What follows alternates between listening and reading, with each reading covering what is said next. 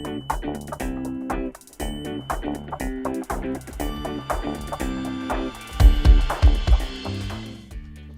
up, you guys? Welcome to another episode of The Girl Who Talks Sports with me, Sam Cardona, and thank you guys all for listening today. I apologize that there was no episode last week, but I did put out a Hard Knocks episode in case you missed it. So the review of Hard Knocks episode 4 is out on my YouTube channel now, and obviously this and another, actually the last episode of the Hard Knocks review will be up Wednesday. Today is September 8th, 2020. This will be out September 9th. And yeah, hi guys. If you are watching on YouTube, I don't know if you could tell, but I am very much well lighted now, and that's because I invested in a ring light, and it is, my god, a game changer. Like 100% a game changer, and usually they're super expensive, but I was able to find a cheap one, so it all works out for me. So some shameless plugs before we start. Don't forget to subscribe or follow on whatever podcast app that you are listening on, Apple Podcasts, Spotify, at Google Podcasts, wherever it is that you get your podcast from, as well as subscribe to the YouTube channel, which is just The Girl Who Talks Sports. And yeah, you can also turn on notifications and like and comment on the videos that I post. Yeah. So, and let me know, guys, if there's anything else that you want me to do in terms of like extra content. So I put out obviously a podcast episode every single week, but if you would like me to, I can start doing stuff like I'm doing with the Hard Knocks reviews. Since Hard Knocks is coming to an end, I thought that it would, if you guys have any suggestions about extra content that I can do on the YouTube channel, let me know. So, without further ado, let's get into today's episode. So this week is a very exciting week for almost everybody at this point. NFL is coming back. NFL is returning to us this Thursday. So technically when this episode comes out, it'll be tomorrow. Our kickoff is here, and it's Chiefs Houston. I'm so flippin' excited. I have been looking forward to this for so long that I am just so thrilled to have football coming back. And then obviously since week 1 is coming around, every team plays this weekend, so that's really exciting, and it is just going to be, I'm amazing. I'm ecstatic. I'm so excited. So I figured we can go over the entire week 1 schedule, and we can maybe see which ones are going to be the most exciting, what are we looking forward to, all that kind of good stuff. So obviously, like I said, first one we got is Houston at Kansas City. Obviously, Kansas City is our reigning Super Bowl champs, and it's obviously going to be at home. That's going to be the first game that we are going to see. It's very, very exciting. They won't be playing the team that they versed in the Super Bowl, obviously. They're not going to be playing the San Francisco 49ers. However, they will be playing Deshaun Watson and the Houston Texans, which I think is going to be an excellent game. In terms of the fact that both quarterbacks have just gotten paid like an insane amount of money, so they're going to be at the top of their game, which is super exciting, and I could not be, I keep saying the word excited. I'm so just, it's just going to be so great. Football is coming back. Hopefully, I got a notification today that there's only one NFL player that has Corona. Hopefully it stays like that, and that Corona does not bother us during this time. I have a feeling we might have a couple of snags in the road, but hopefully we'll be able to have a full football season this year. So let's keep going down the list. Then I believe these are in order of time. So like the 1 o'clocks, the 4 o'clocks, and then Sunday night, Monday night. So starting off, we have Philadelphia at Washington. This is a just casual kind of division rivalry situation. It will be interesting to see, however, that Washington has so many new components with Ron Rivera, and just the entire team obviously is also a little bit on a different wavelength right now, figuring that they're changing their name and all this stuff is going on. And it's just going to be just really exciting, there's just so many things happening. I can't even formulate words. I'm trying to formulate words that work well here. I'm sorry if I'm repeating myself or anything like that. But yeah, so that is, a division rivalry that will be interesting to see with all these new components happening. Then we have New York Jets at Buffalo, which, to be honest, I'm very excited about for some reason. Again, the Bills now have Stephon Diggs, which is a huge deal, and I've always liked Josh Allen. I think the Bills and Sean McDermott are extremely good, and I definitely think that last year in the playoffs, they would have beat the Patriots. Josh Allen has I think he gets a little bit of anxiety right at the end of games, right before the time comes down, because he can never seem to finish his games fairly well. So hopefully he's grown since then and has become a better football player. And now he has this amazing target to throw to with Stephon Diggs. And the New York Jets, I don't know. We give hope to them every year, I think. I think that the New York Jets,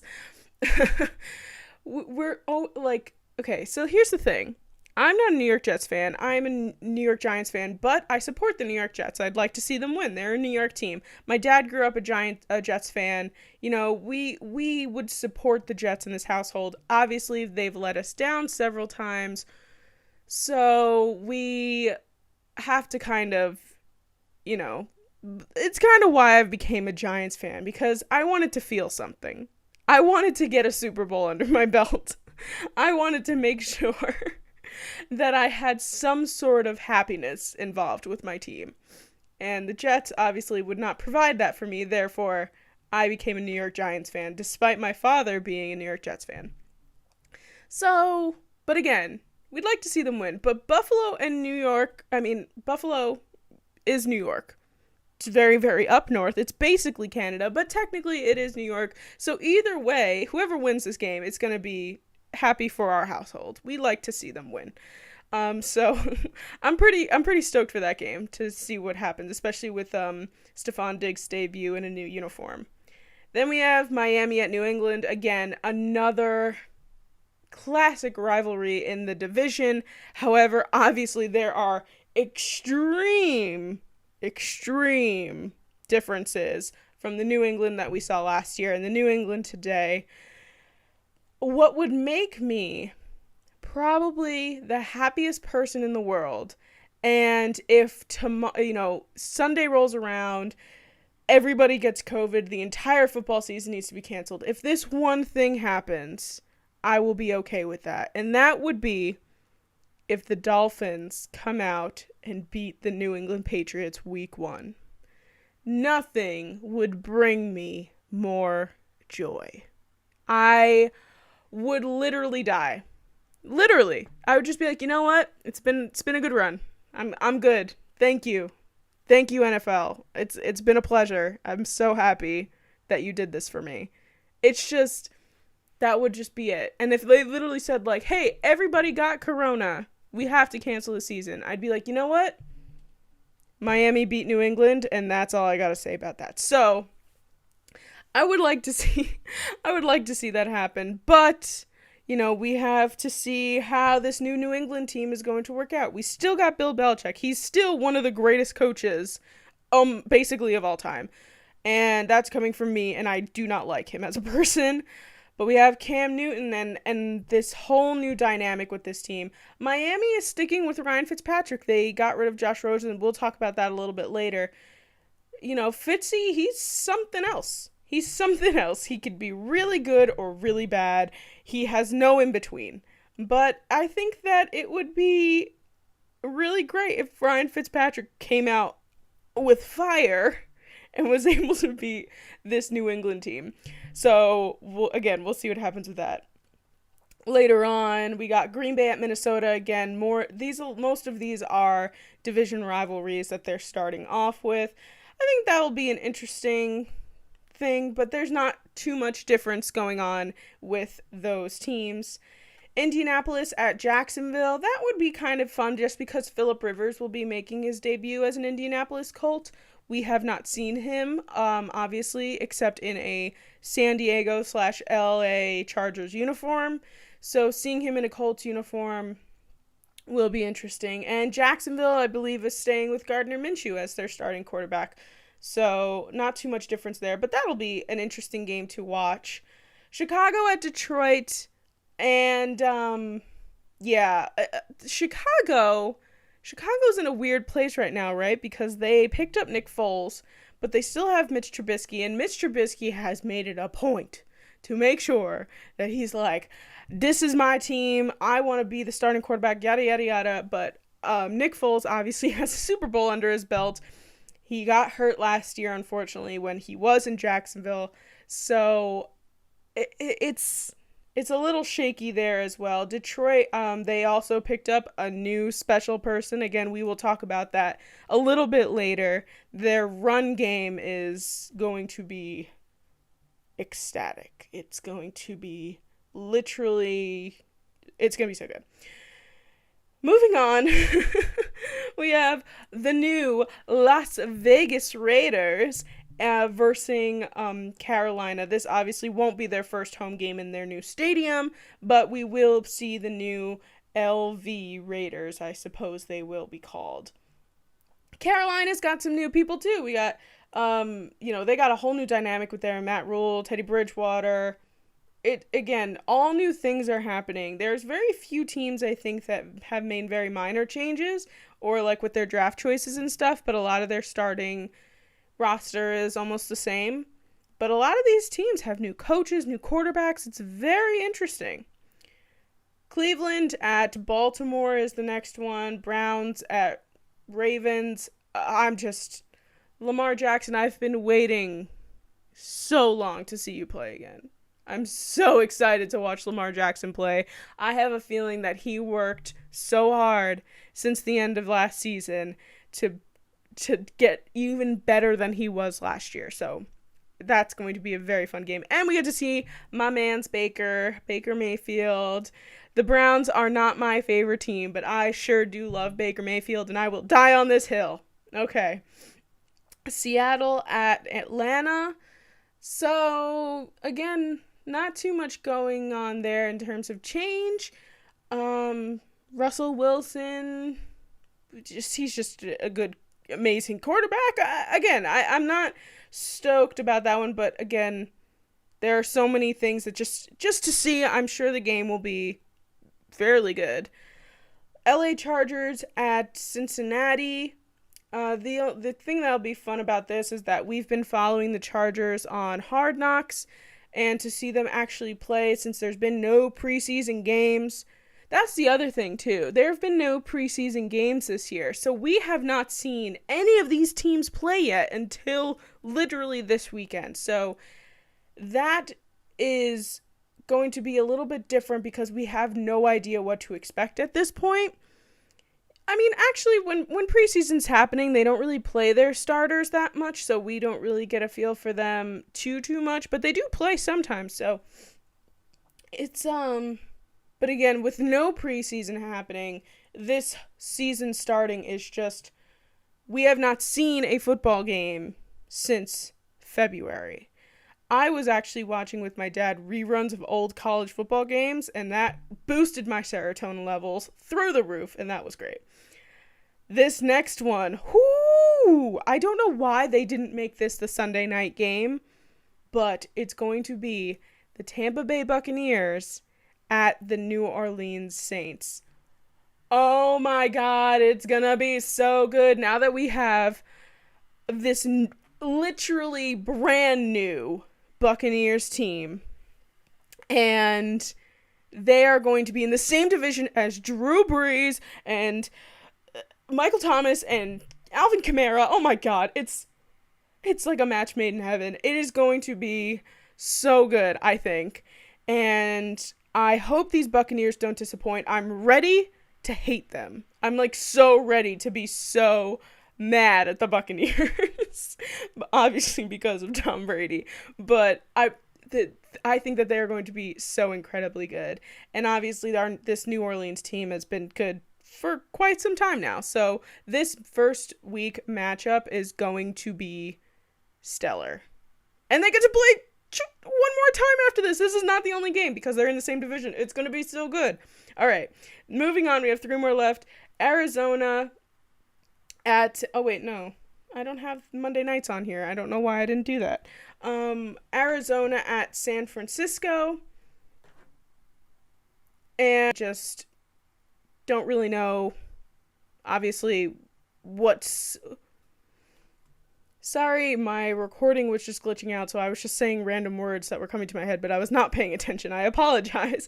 San Francisco. San Francisco is obviously the loser of the Super Bowl, but they did make it to the Super Bowl.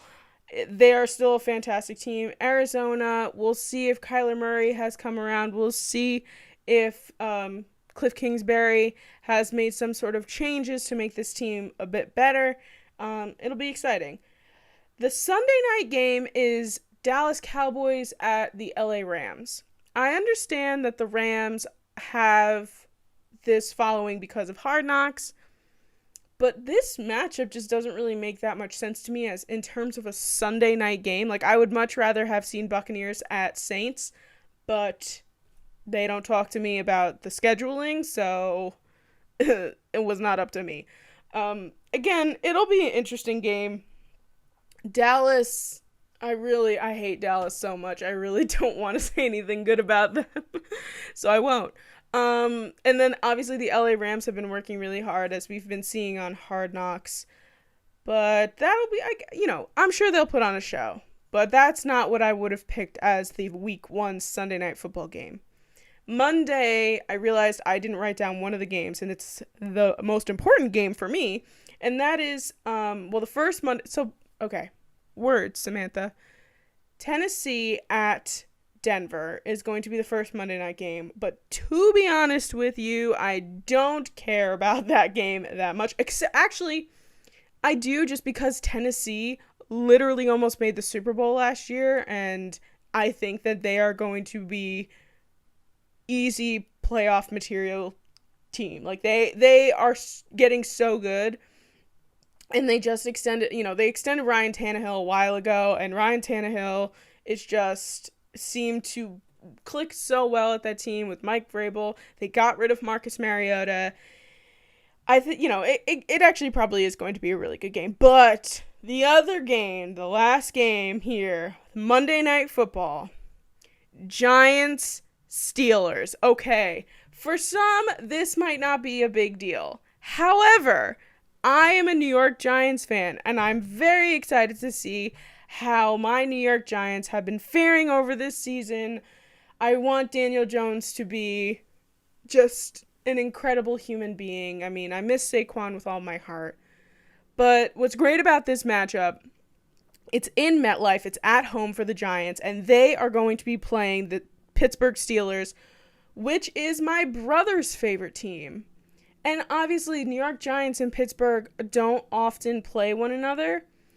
So this game is, I'm so excited because my brother and I are going to be going head to head with one another. It's going to be, Big Ben is coming back for the Steelers. And obviously, we didn't see him a lot last season when he got hurt. And there was a lot of flip-flopping with the quarterbacks and everything, but now Big Ben is back. Big Ben is skinny now. He just went on and just lost a bunch of weight.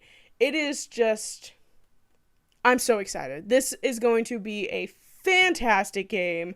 I'm so excited for it, and that is all of the games that are going to be playing this week on our kickoff for week 1. And obviously next episode, we will talk about all of these games again and talk about the outcomes and all the good things that came out of it and all the bad things that came out of it, some predictions about what this season's going to be like, so on and so forth. And I've been talking about this for 20 minutes.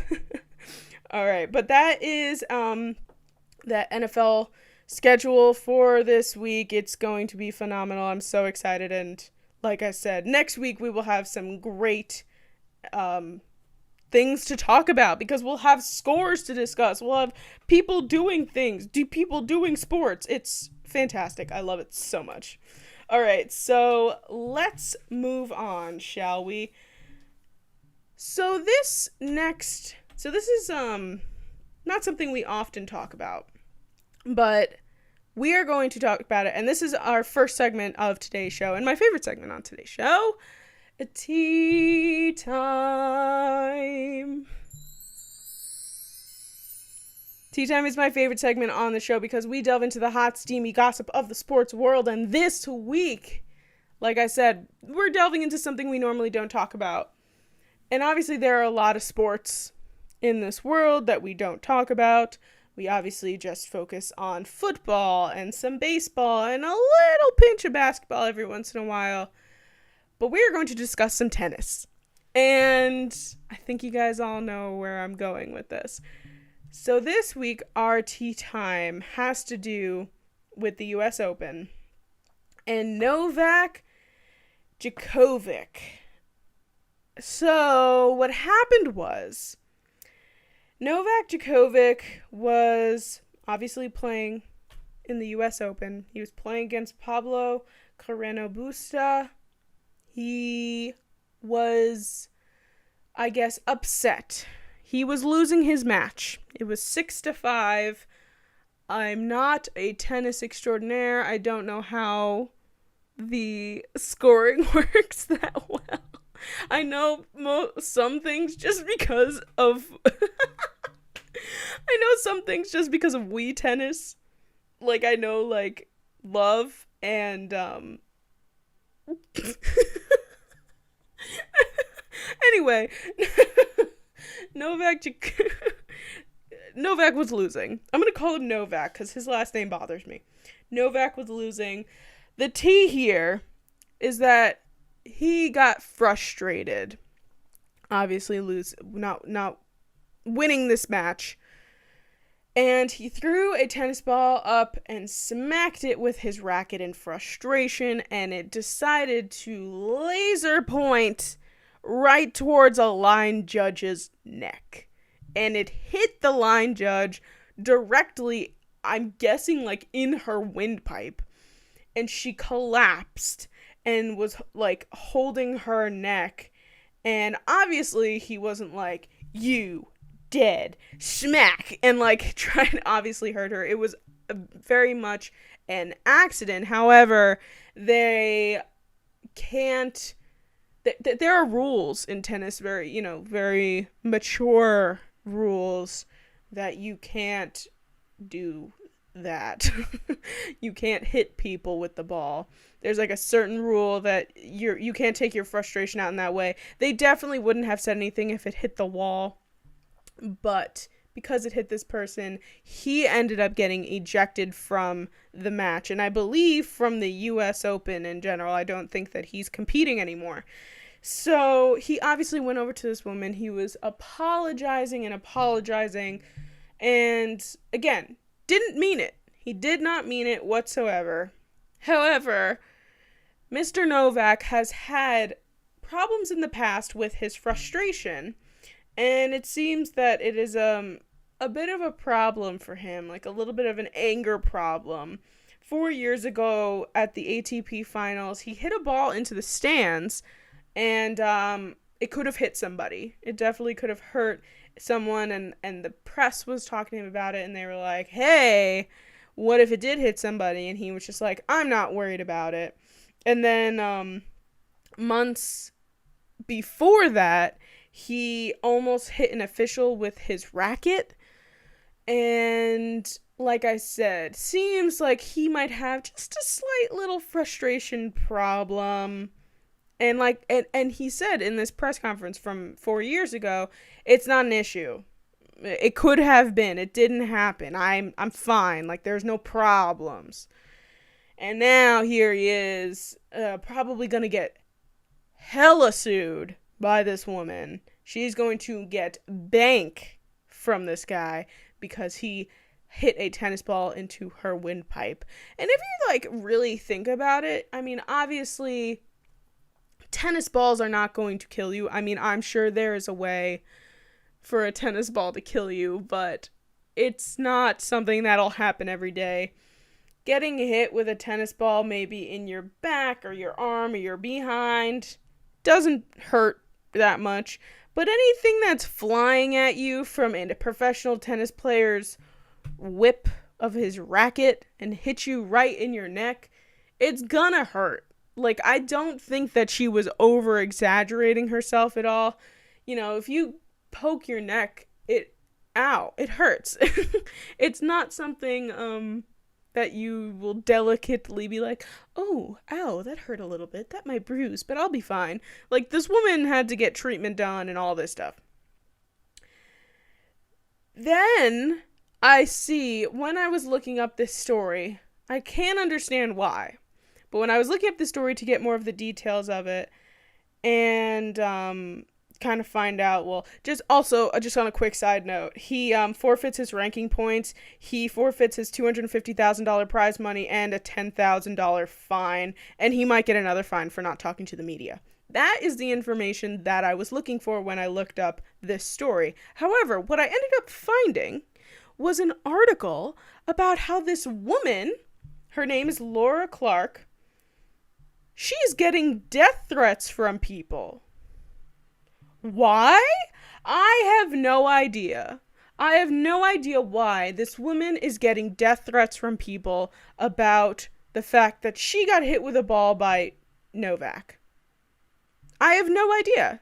I have no idea what's going on with the trolls of the internet. I don't know what they could possibly be saying to her, like, oh, I'm going to kill you because of the fact that you disqualified him from the US Open because you were in his line of frustration tennis ball? I'm so confused. And I saw multiple reports on this. Like, it wasn't just some random article. Like, I saw the New York Post. I saw a bunch of different articles that came up on Google about how this woman is getting death threats. I'm so lost. Anyway, so this is our tea for this week, is that Novak Djokovic obviously has a slight anger problem. Something that I just want to mention really quickly. We won't dwell too far onto it. But everybody made a real big deal about Serena breaking her racket and yelling at the officials 2 years ago.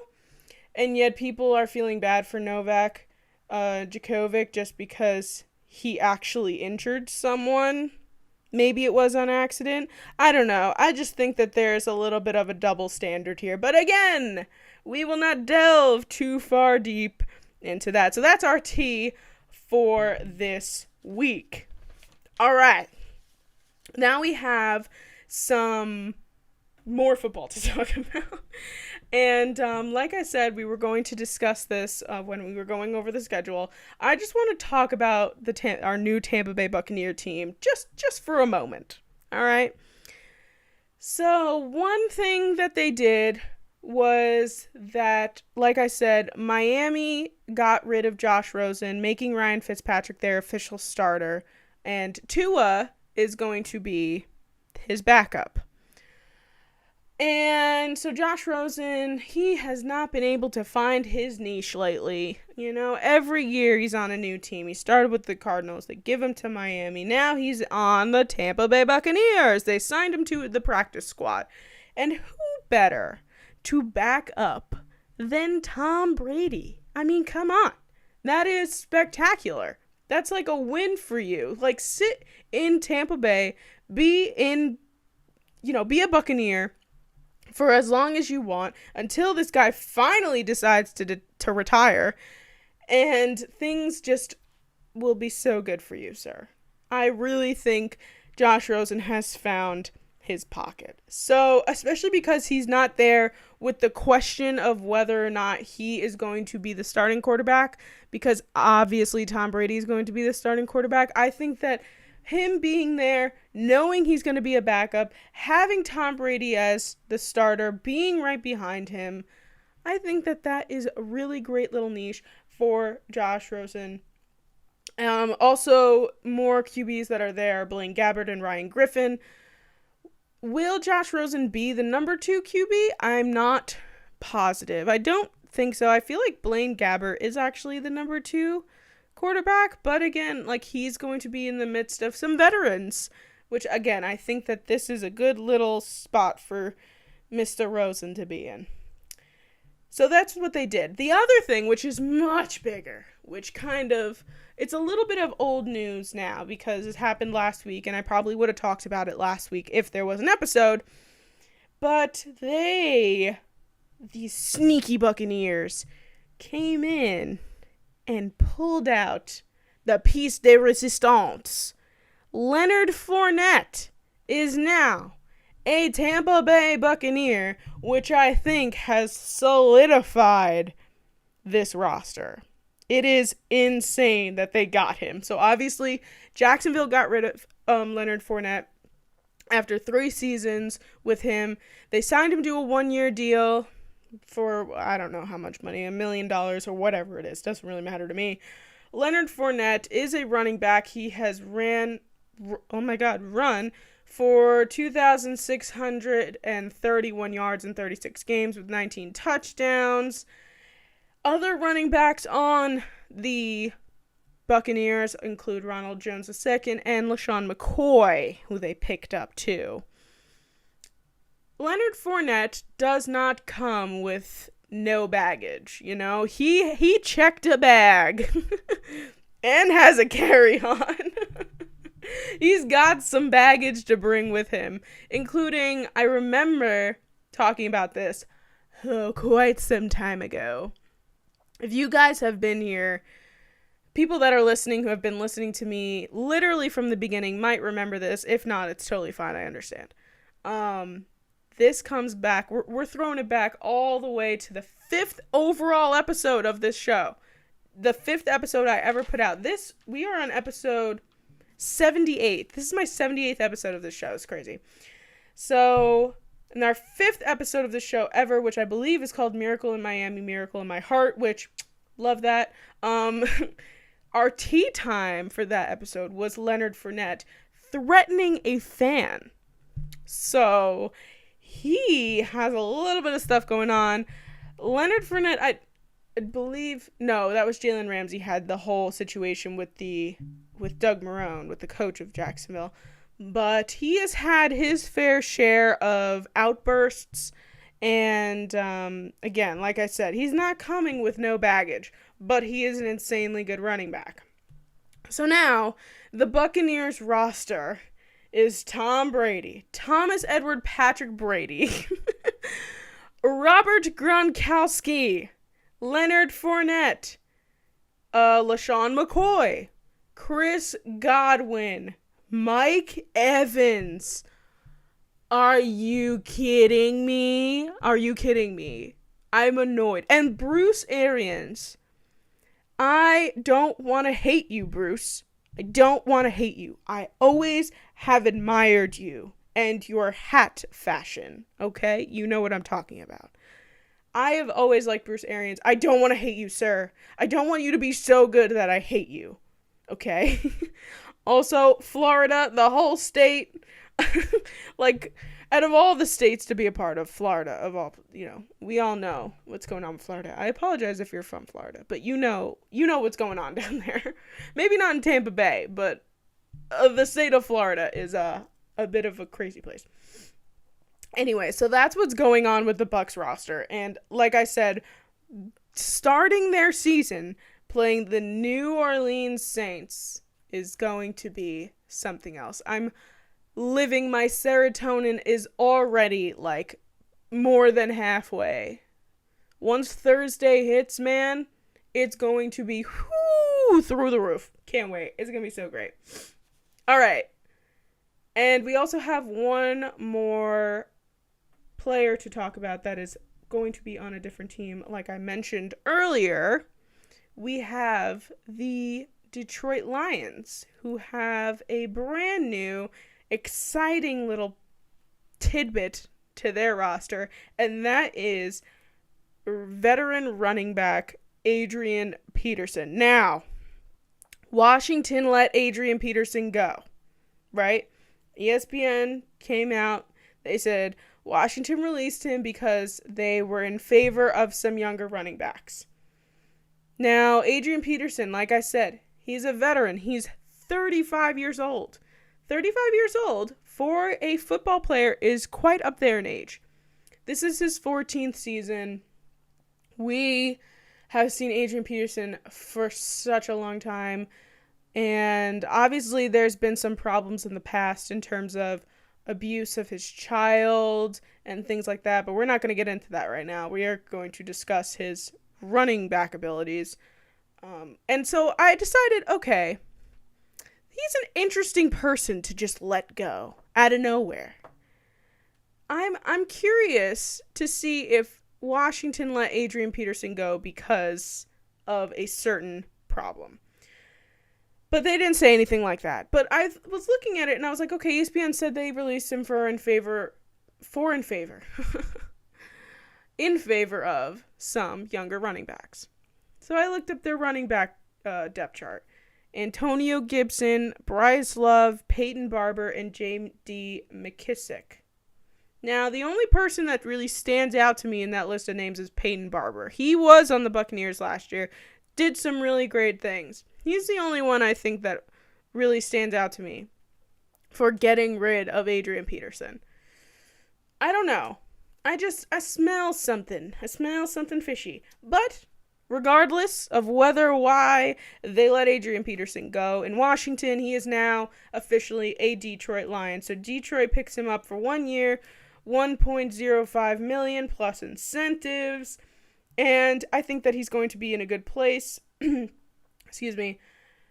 Obviously, their starting running back last year was Kerryon Johnson, but he has said he's opening his arms up to Adrian Peterson. He's stoked to have him.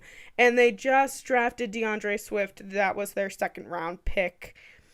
So their running game is pretty set. I think they're good with that. And he is reunited with his old Minnesota Vikings offensive coordinator, Darrell Bevell.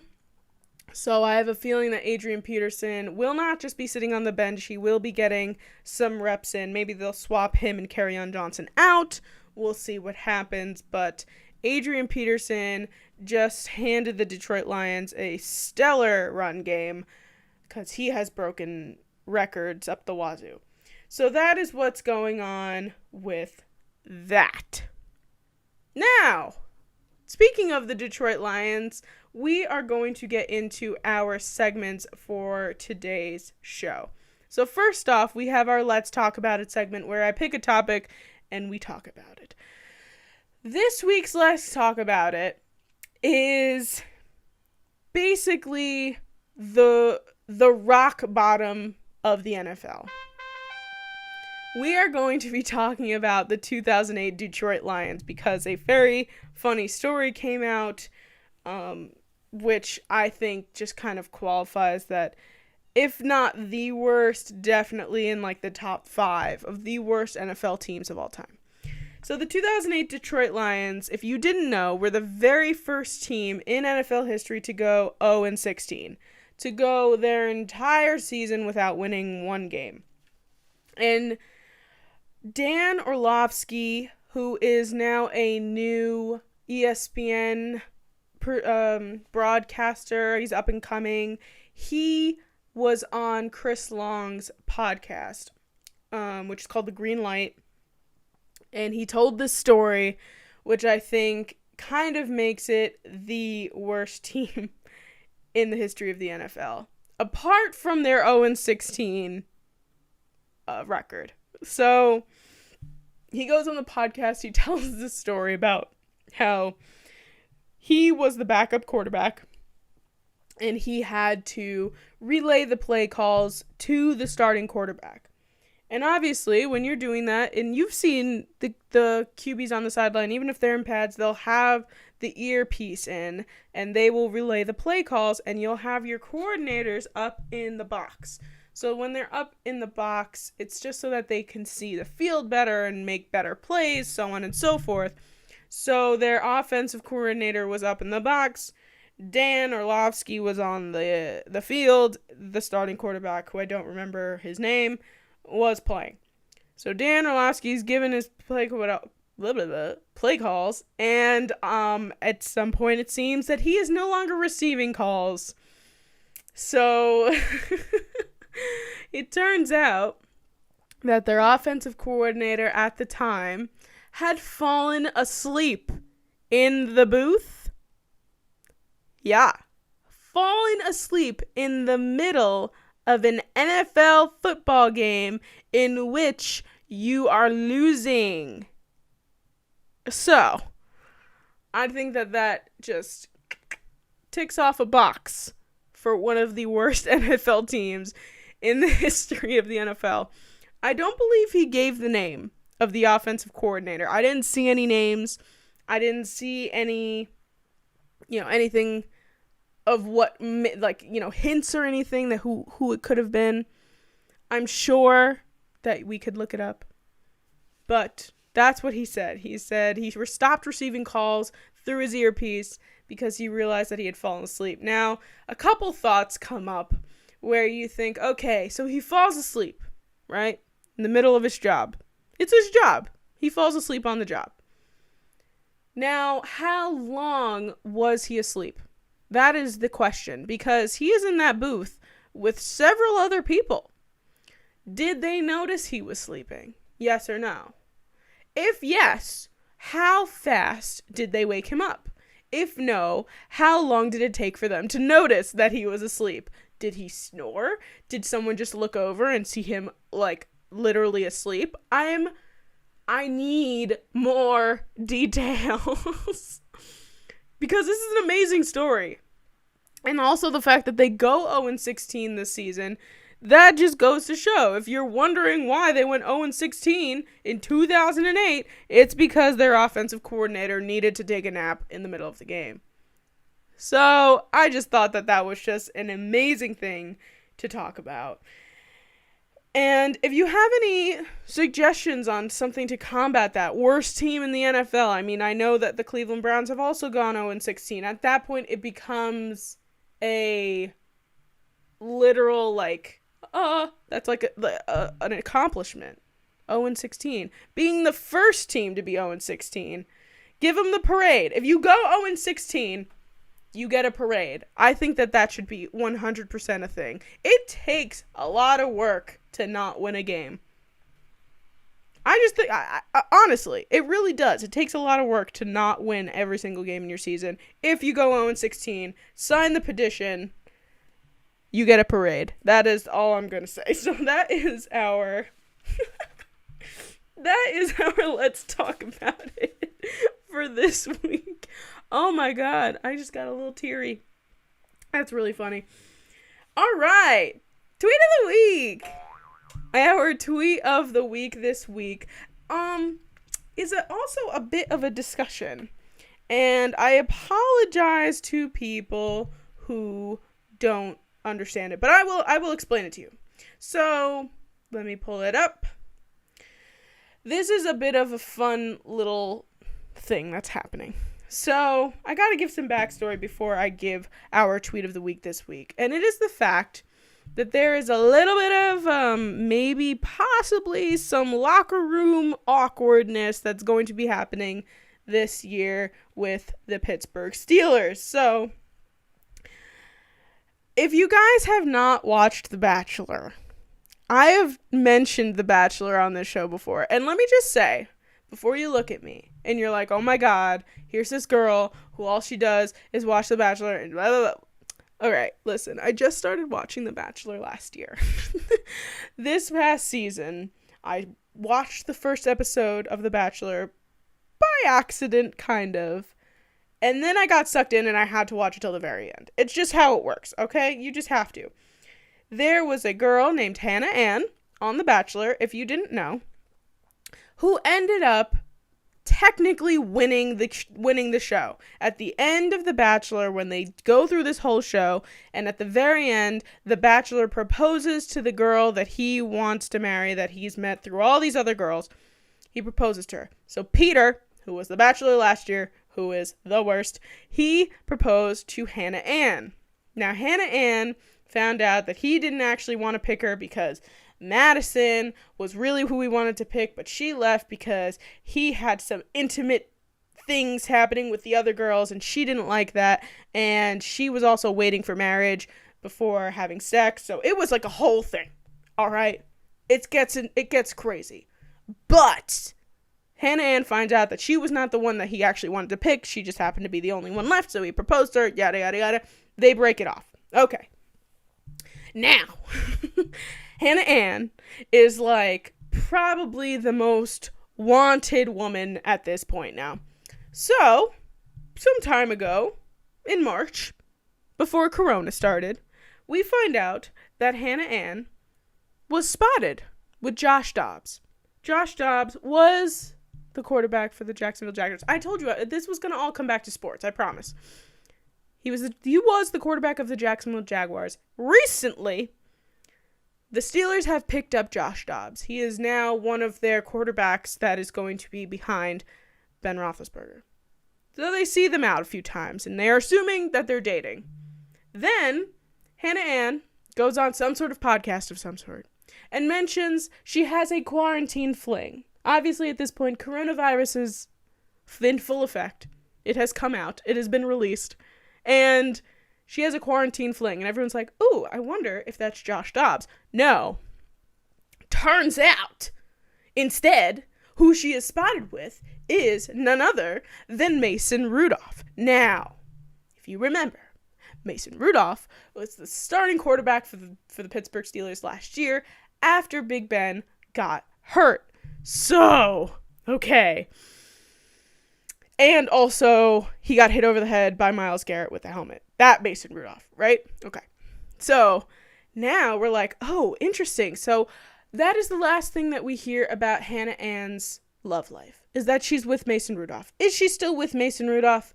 I don't know. She didn't tell me. She didn't call me up and let me know what her love life consisted of. But, just goes to show she was with Josh Dobbs, and then she was with Mason Rudolph. Whether she is with either of those men now, we don't know. But now that Josh Dobbs is a Pittsburgh Steeler, this whole thing got very interesting, right? Because now you got Josh Dobbs, who is a quarterback, and Mason Rudolph, who is also a quarterback. Both of them will be backing up Big Ben. They have to work together. And they have both been with Hannah Ann. Right?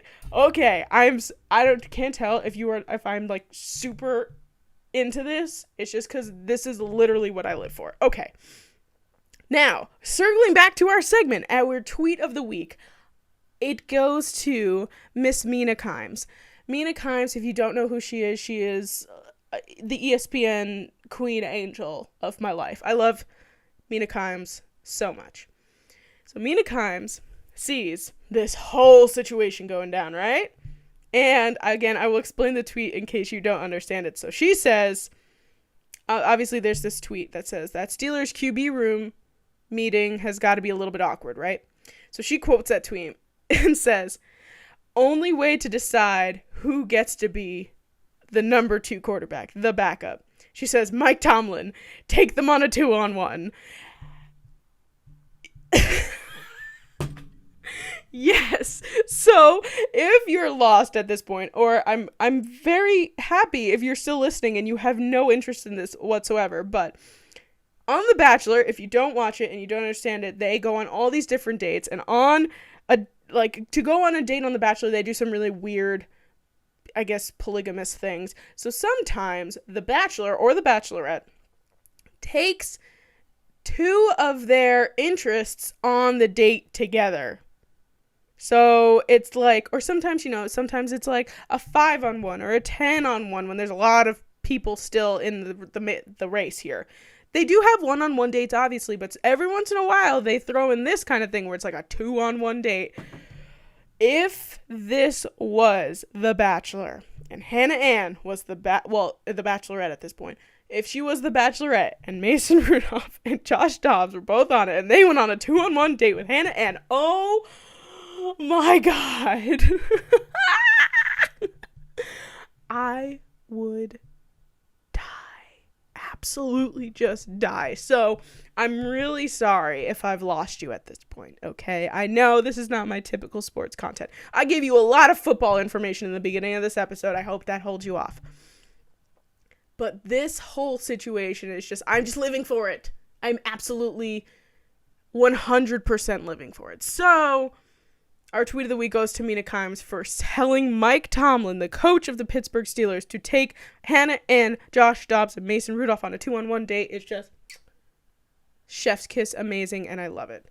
Okay, that's our tweet of the week this week. Thanks for staying with me, guys. I really appreciate you. I do. I really do. All right. Let's wrap up our show, shall we? So we have our feel-good story to wrap up our show for this week. And it is a little bit late in terms of, again, me not having an episode last week. But I was like, the second it happened, I said, this will be my feel-good story on my next episode. And it is that Patrick Mahomes got engaged. Oh my goodness. Patrick Mahomes got engaged. And he not only got engaged to his high school sweetheart, Brittney Matthews, who, first of all, stop bullying Brittney Matthews, okay? She seems like a lovely human being. People get on Brittney all the time. He got engaged to Brittney. They have been dating since high school. They dated all through college. They were together when he got drafted. They were together when he was backing up Alex Smith. They were together when he started, and they're still together after he wins his first Super Bowl. Patrick Mahomes goes to Arrowhead Stadium, gets his Super Bowl ring, and on the same day, who else gets the ring but Brittney? And it made me so happy. I'm just so thrilled that they are getting married. That, first of all, the ring, I will put a picture of it in the YouTube video. But if you haven't seen it, the ring is huge. It is absolutely gloriously large, and I absolutely am living for it. So Brittney, Patrick, congratulations. I'm so happy for you guys. The whole thing with the pictures, everything looks so cute, and I'm so happy that you guys are happy and that you're getting married. It is fantastic, and we love a high school sweethearts storyline. We love it so much. ESPN posted their prom pictures. Just absolutely living for it. So that is our feel-good story of the week this week, and that is our show for this week, guys. If you made it this far, thank you. I love you guys so much. Thank you guys all for listening. Don't forget to subscribe and follow on any of your podcast apps that you're listening on, including the YouTubes. Don't forget to subscribe on YouTube to The Girl Who Talks Sports. That's the name of the channel. Don't forget to like the video, comment on the video, whatever it is that you want to do. Don't forget to leave an Apple Podcast review. That really helps me. I would appreciate if you guys left a review. Yeah, that's everything. Thank you guys. I love you. I know I'm saying that a lot. I missed it. I missed not having an episode last week. But thank you guys all for listening. I hope you all have a fun, fantastic, sports-filled day. Wear your mask. And I will see you guys all next week. Bye!